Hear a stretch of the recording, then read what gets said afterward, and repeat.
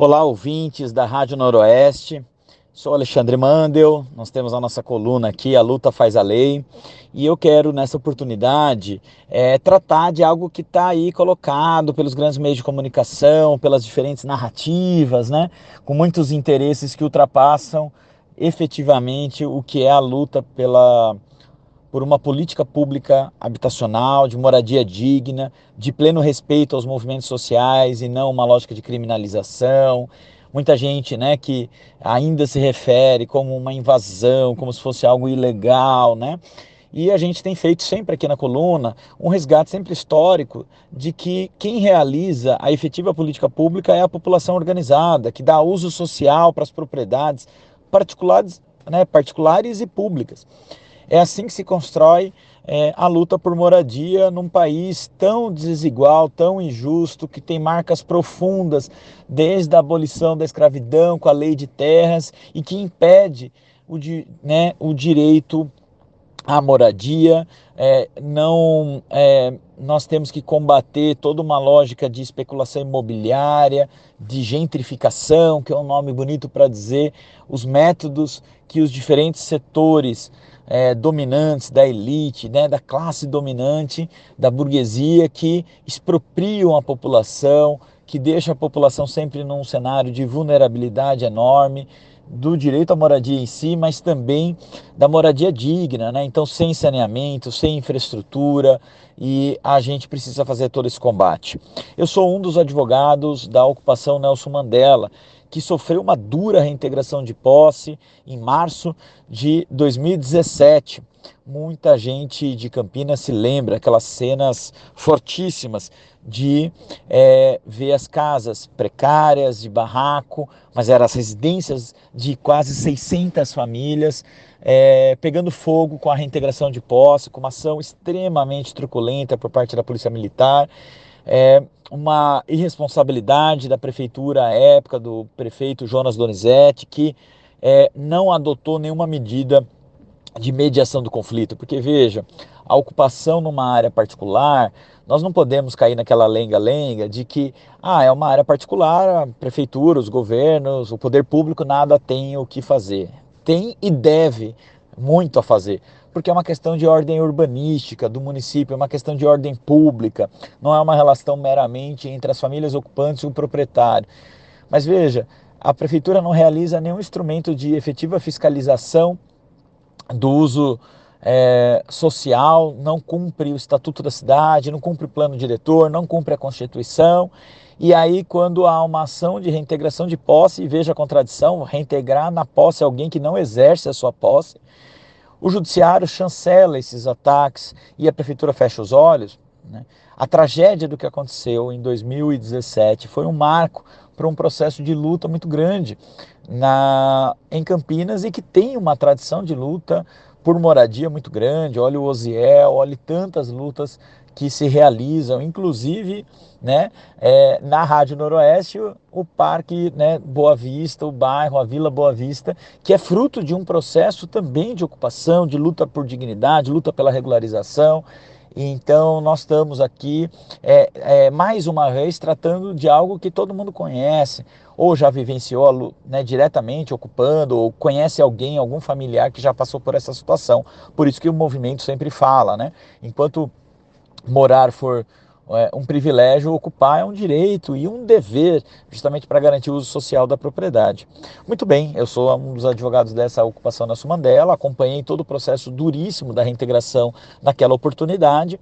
e as famílias se reorganizaram e organizaram uma outra ocupação no final ali do DIC, já bastante próximo ali de Viracopos, e as famílias estão, então, desde 2017, numa luta muito grande. Nesta luta nós sofremos todas as ameaças de reintegração de posse, aquela angústia de sempre, de que em algum momento vai vir cumprimento pela polícia, as ameaças, o nível de intimidação, mas também toda a insegurança que significa morar num lugar desse, com o frio, com o calor, com a chuva, com o vento, com não ter uma estrutura de saneamento, todas as dificuldades de acesso à energia, à água, a falta de dignidade que isso representa, num processo onde não foi permitido a construção de alvenaria, ficou sempre na vulnerabilidade dos barracos, das lonas, e nesse processo de muita luta, em meio à pandemia, com ameaças de despejo na pandemia, nós conseguimos organizar um processo de luta incrível de cobrar justamente esse caráter público de uma ocupação numa área particular. Cadê a responsabilidade da prefeitura de fiscalização do uso social dessa propriedade? E mais ainda, ao lado da área atualmente ocupada pelas famílias do Nelson Mandela, nós temos uma área pública que deveria cumprir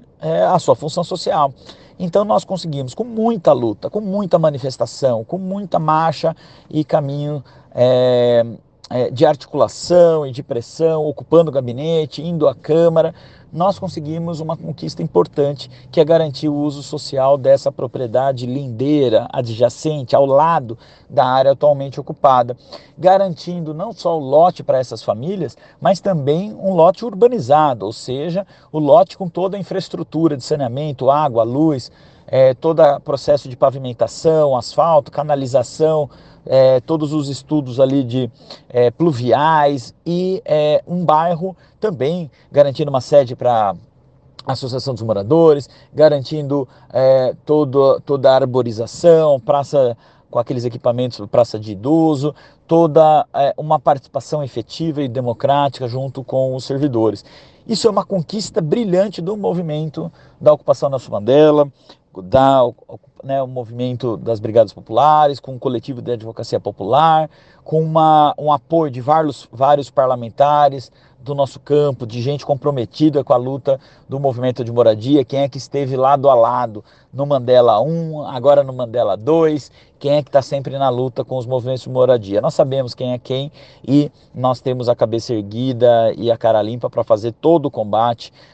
de mais um caso importantíssimo de uma conquista por moradia, assim como na Vila Operária com a Flasco, assim com o Zumbi dos Palmares e o MTST em Sumaré, assim como a Vila Soma, assim como tantas lutas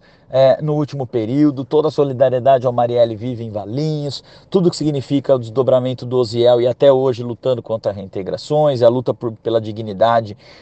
num processo de autoconstrução que se deu. Enfim, essas lutas brilhantes e articuladas de moradia, nós temos agora em Campinas mais um caso emblemático, em que nesse processo de garantir o uso social da propriedade pública,